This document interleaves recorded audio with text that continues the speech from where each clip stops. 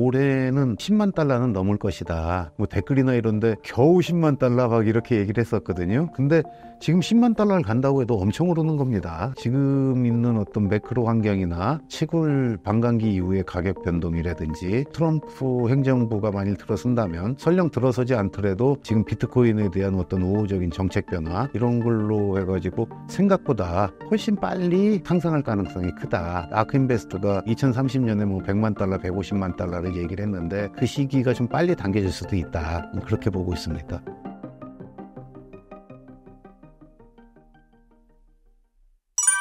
앞으로 발생할 수 있는 비트코인 최상의 시나리오는 어떤 것이 있을까요? 이제 호재라고 생각되는 게 첫 번째로 가장 클 수 있는 게 국가의 채택. 작은 나라로 엘살바도르가 채택을 했고 부탄이 몰래 이렇게 채굴을 하고 있고 그리고 저기 태평양에 있는 섬나라들 중에 이걸 채택하겠다고 하는 나라들이 나오고 뭐 이런 정도거든요. 근데 이걸 갖다가 어느 정도 규모가 있는 나라들이 채택을 갖다고 한다고 하면 그럼 비트코인에 굉장히 큰 호재가 되겠죠. 예, 그게 첫 번째고 그리고 제가 보기에 두 번째는 그 금리 인하입니다. 예, 금리 인하는 뭐냐면 이미 많이 알려져 있고 이제 금리를 내릴 거다 이렇게 돼 있지만은 실질적으로 그 금리가 이런 인하가 되게 되면은 그 자본시장도 뭐 금리 인하에 따른 어떤 경기 상승을 기대해 가지고 이렇게 올라요. 근데 지금 보게 되면은 기존 자산시장은 이것도 반영한 데다가 금리를 인하한다고 해서 경기가 좋아질지 이런 부분에 대한 확신이 좀 없어요, 저는. 왜냐면은 억지로 부양해 놓은 부분이 너무 많았기 때문에. 근데 이제 어쨌든 유동성이 늘어난다는 거는 비트코인에게는 뭐 지속적인 호재고, 그리고 그 화폐 가치가 떨어진다는 거는 그 무한한 어떤 화폐 가치 발행을 통해서 기존 돈의 가치는 떨어진다. 그 공급량이 제한된 비트코인이 진짜 돈이다라는 이런 너레이션, 이런 논리를 더욱 강화시켜주게 되거든요. 그렇기 때문에 그 금리 인하는 비트코인에게 여러 가지 측면에서 일반 자산으로 생각하는 위험 자산으로 생각하는 분들한테도 비트코인 호재가 되고 위험 자산이 아니라 좋은 돈으로서 인플레이션과 디플레이션을 해지할 수 있는 좋은 돈이다라고 생각하는 분들한테도 호재가 돼가지고 어떤 금리 인하는 비트코인에게는 아무튼 커다란 호재가 될 겁니다. 그리고 이제 세 번째로는 지금까지 ETF가 그 좋은 성적을 거두고 있는데 그 기대만큼 그 크게 확산되지는 않고 있는 이유 중에 하나가 뭐냐면은 그 증권의 어떤 브로커 회사들, 대형 증권사들이 그 자기 브로커들한테 이 비트코인 상품을 갖다가 이렇게 추천하도록 적극적으로 안 하고 있어요. 그리고 두 번째로 마찬가지인데 미국에는 그 일반인들이 금융 자본가들을 갖다 통해 갖고 포트폴리오 배분을 하잖아요. 401k 이런 부분도 보통 한 90일 정도 교육을 갖다 거쳐서 이렇게 추천을 한다고 돼 있었는데 1월 달에 나왔는데 그 지금 보면은 7월 달이 됐는데도 그 부분에 대한 수요도 아직 많이 나오고 있지는 않거든요. 그냥 개인적으로 알고 있는 분들이 많이 한다. 이 정도인 것 같아요. 그러니까 비트코인을 내가 좋아했는데 금융상품이 되면 사야지 뭐 이랬던 사람들이 많이 하고 있는 것 같고 그렇기 때문에 이러한 증권사 웨어하우스나 어떤 전문가들이 그 비트코인 ETF를 본격적으로 추천해서 시장 수요가 늘어난다는 게 이렇게 확인되면은 그게 커다란 호재가 될 것 같고 근데 마지막으로는 지금 있는 오버행 거의 끝나가는데 이제 그 부분이 이제 다 끝나가 뭐 이렇게까지 얘기가 나오는 거지만은 비트코인 채굴자들이 완전히 끝났어. 채굴자들의 지갑에 비트코인이 늘어나기 시작했어. 이제 이런 얘기는 아직 안 나오거든요. 그러니까 그 채굴업의 뭐 M&A나 매도 이후의 어떤 정리 이런 것들이 아직은 덜 된 단계인 거죠. 그게 보통 한 5개월 정도 되니까 한 9월 정도면은 이제 그 정리가 된다고 봐야만 될 것 같습니다. 그래갖고 그리고 마운트 곡스도 배분을 갖다 시작을 했거든요. 근데 지금까지는 배분을 하면은 팔까 무서워서 이제 나왔던 거고. 근데 대부분 전문가들은 뭐 조사를 했거나 이 사람들은 그 십몇 년 동안 그 중간에 회수할 기회도 많았는데 회수를 안 한 사람들이거든요. 비트코인을 오랫동안 알고 있고 비트코인을 알고 기회를 갖다 그렇게 작년에도 90%를 돌려준다고 할 때 안 받아갔어요. 그런 걸 갖다가 보게 되면은 이 사람들은 더 보관할 가능성이 크고 차라리 그 심리적 요인이 떨어뜨릴 거다 이런 생각을 했었는데 마운트 곡스에서 이 받아간 사람들이 진짜 별로 매도를 안 하네. 그냥 뭐 일부만 매도하는 것처럼 보이는 이런 게 이제 확인이 된다면 그럼 시장의 불안 심리도 이제 없어지는 거 아니에요. 그러면은 이제 비트코인은 이제 오버행 이슈까지 이제 해결돼 가지고 이번 7월 27일 어떤 얘기가 나오느냐 거기서 이제 좋은 얘기가 나오면 저런 것들 다 덮고 나가겠고 그리고 좋은 일들이 많이 남아 있는 걸로 보여져요. 예. 국가의 채택, 특히 미국이 전략자산으로 채택하든지 리저브 에셋으로 채택하는 거 이런 것들이 가장 최선의 이슈라고 생각합니다. 예. 비트코인의 급격한 가격 변동에 따른 여러 일화들이 있을 것 같은데요. 지금 시점에 나눠주실 수 있는 경험이나 통찰이 있을까요? 저도 초기에는 비트코인을 막 샀다 팔았다를 했었거든요. 2017년 초반에. 근데 이제 이 비트코인을 이렇게 접하면 접할수록 원칙이 이제 하나가 딱 생겼는데 제가 그 블록미디어를 창업한 게 2018년 1월 1일자로 첫 뉴스가 나갔어요. 근데 그 전에부터 이제 회사를 만들 준비를 하면서 제가 비트코인을 갖다가 그 매각을 해가지고 회사 자본금을 마련을 했거든요. 근데 비트코인을 그때 매각할 당시에 제가 뭐 그렇게 여력이 많은 거가 아니라서 가지고 있는 걸 거의 다 팔았어요. 거의 다 팔았는데 그때 2천만 원 정도에 팔았던 것 같아요. 2천만 원 정도에 이렇게 팔았는데 그때 이제 저뿐만이 아니라 이렇게 자본금을 같이 넣어주신 분들이 조금 있어요. 한 분이 그러더라고요, 저보고. 비트코인이 2,800까지인가 700까지 갔었거든요. 2만 달러 넘어가가지고. 제가 팔고 나서 그랬더니, 아니, 그분은 갖고 계셨죠. 아이고, 비트코인 팔아가지고, 괜히 자기가 얘기해가지고, 손해봐갖고 어떡하냐고, 이렇게 말씀을 하시더라고요. 근데 제가 그때 했던 말이, 비트코인이 중요한 게 아니라 생업과 일이 더 중요한 거 아니겠습니까? 그렇게 이제 세팅이 된 거예요. 뭐냐면은, 그 비트코인이라는 거는 저는 이 비트코인으로 지금은 이 팔자고 치려고 하면 안 된다고 생각합니다. 초기에는 막 10배도 오르고 많이 올랐기 때문에 팔자가 고쳐지겠지만 지금은 뭐 등락도 있고 그리고 그때처럼은 안 오를 거 아니에요. 그리고 이 팔자를 고치려고 하면 타이밍 매매를 하게 되는데 그러면은 다 손해봐요.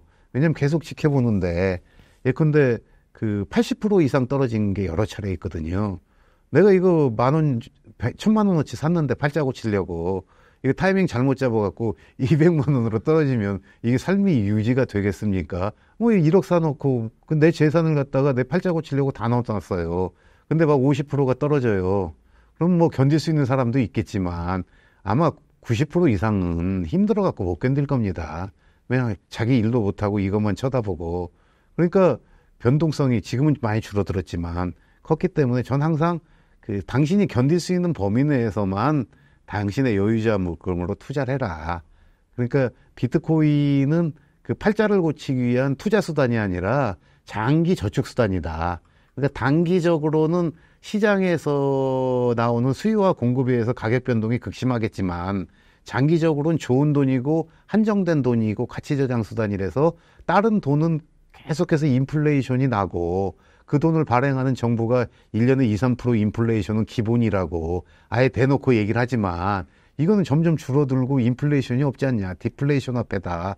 그러니까 길게 간다고 하면 비트코인이 돈으로서 자리매김을 한다고 하면은 이건 손해볼 일이 없다. 그리고 비트코인은 반드시 그렇게 간다.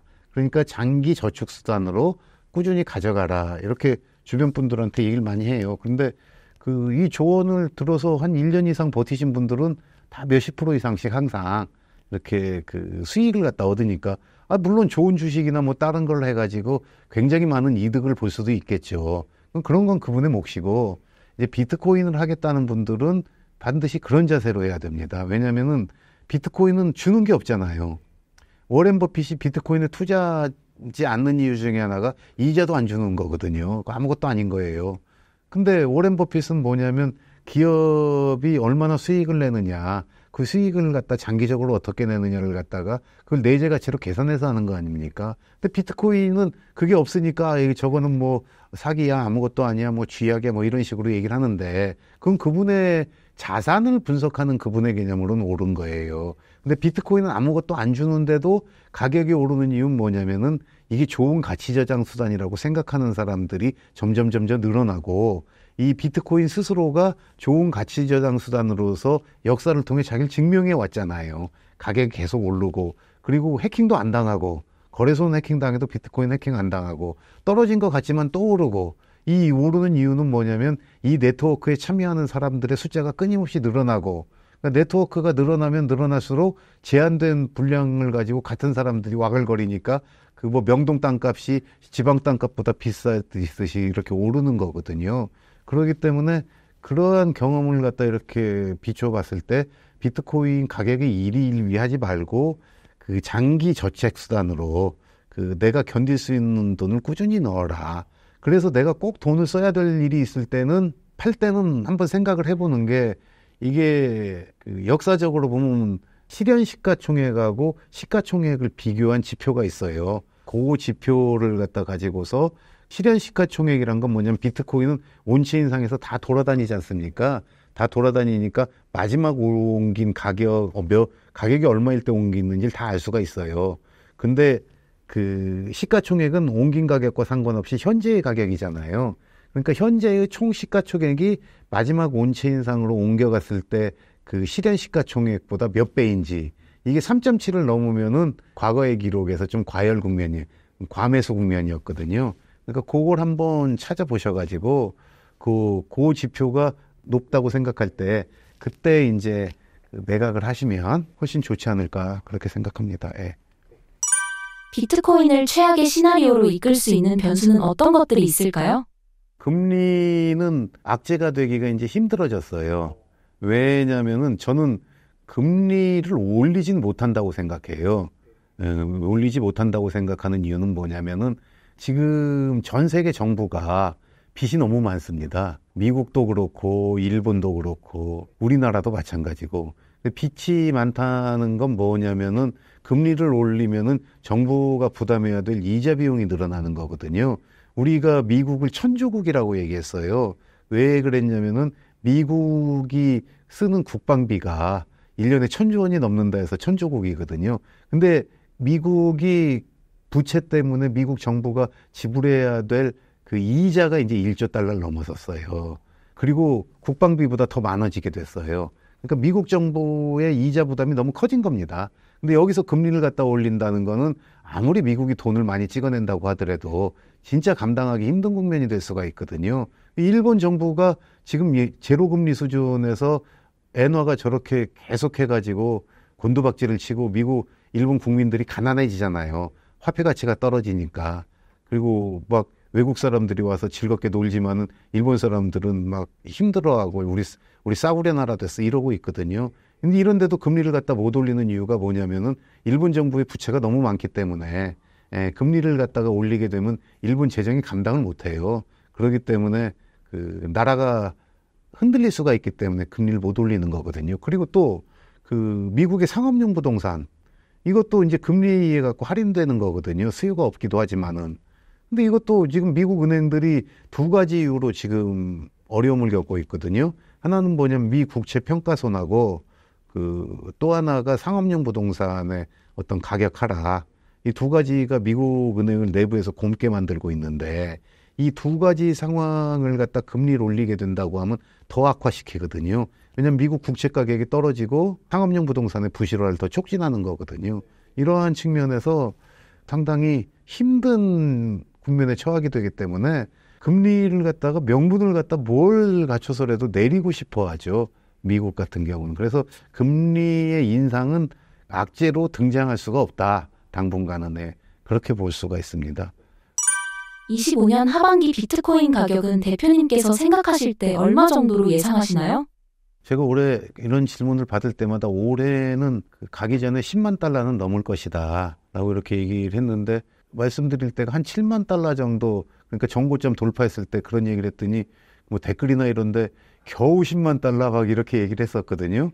그러니까 왜냐하면 예전엔 비트코인이 워낙 빨리 올랐으니까. 근데 지금 10만 달러를 간다고 해도 엄청 오르는 겁니다. 엄청 오르는 거고 저는 10만 달러는 지금 있는 어떤 매크로 환경이나 그리고 비트코인의 기존 사이클에 따른 어떤 치굴 반감기 이후의 가격 변동이라든지 트럼프 행정부가 만일 들어선다면 설령 들어서지 않더라도 그 지금 비트코인에 대한 어떤 우호적인 정책 변화 이런 걸로 해가지고 생각보다 훨씬 빨리 상승할 가능성이 크다. 저는 그렇게 봅니다. 그래서 옛날엔 그 캐시우드가 아크인베스트가 그 2030년에 뭐 100만 달러, 150만 달러를 얘기를 했는데 그 시기가 좀 빨리 당겨질 수도 있다. 그렇게 보고 있습니다. 신사임당 구독자분들께 해주고 싶으신 말씀이 있나요? 신사임당 구독자 여러분 안녕하세요.